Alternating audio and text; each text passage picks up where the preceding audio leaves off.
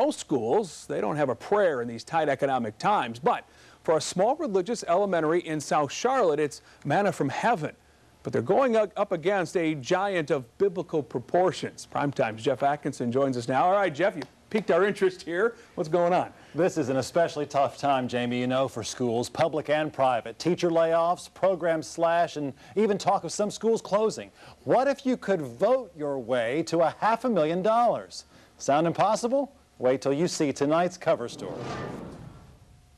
An hour ago, there wasn't an empty seat in here. Monday night in the middle of summer, kids in their teens and 20s on their computers emailing friends on Facebook. Doesn't seem unusual, but they're not socializing. They're raising money for Charlotte Jewish Day School in South Charlotte.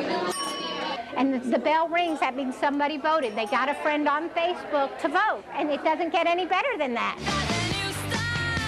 The department store chain Kohl's since July has been running a contest to see which school across the country can collect the most votes. The top 20 schools in the $10 million giveaway each receives $500,000. Voting is done through the social media website Facebook. 100 more votes, we're in 7th place. Jewish Day is in the top 10 right now. Why they had this vote-a-thon this week.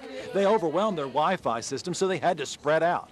If they can hold on to this lead, they're guaranteed the money. The only school in North Carolina that has a shot at winning. I think it's very important for a school to get lots of money in order to be able to accomplish more. They've gotten out their message through posters around town, on cars, and going door to door. And while the city's Jewish community has embraced the effort, the small religious K-5 elementary, student body 118, is going up against schools more than 10 times their size in cities that dwarf Charlotte. You can see the connection between David and Goliath.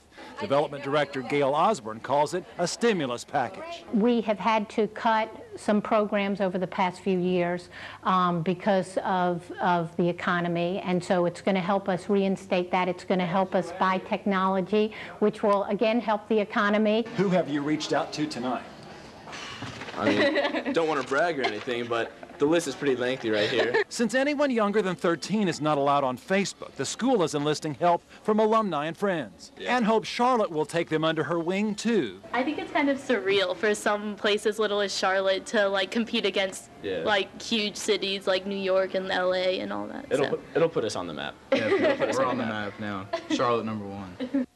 Charlotte #1. The contest ends 3 weeks from tonight, and Jewish Day knows they cannot sit on their laurels. Since classes start up in many parts of the country, bigger schools are getting organized and they're giving them a run for their money. Just today, Jewish Day dropped down to 11th place. Just a few hundred votes, though, out of the top 10. Still in the top 20, which means they will get paid if they can keep it up, Jamie. It's amazing how well they're doing, given the fact school's not even in session right now. It's been a community effort. If you want to go help, go to our website, WBTV.com, and at the top right part of your screen, look for Web Extras. We're pulling for You don't have to have a child there. You don't have to have a relative there. Absolutely but not. You can help out. Great story. Thank you.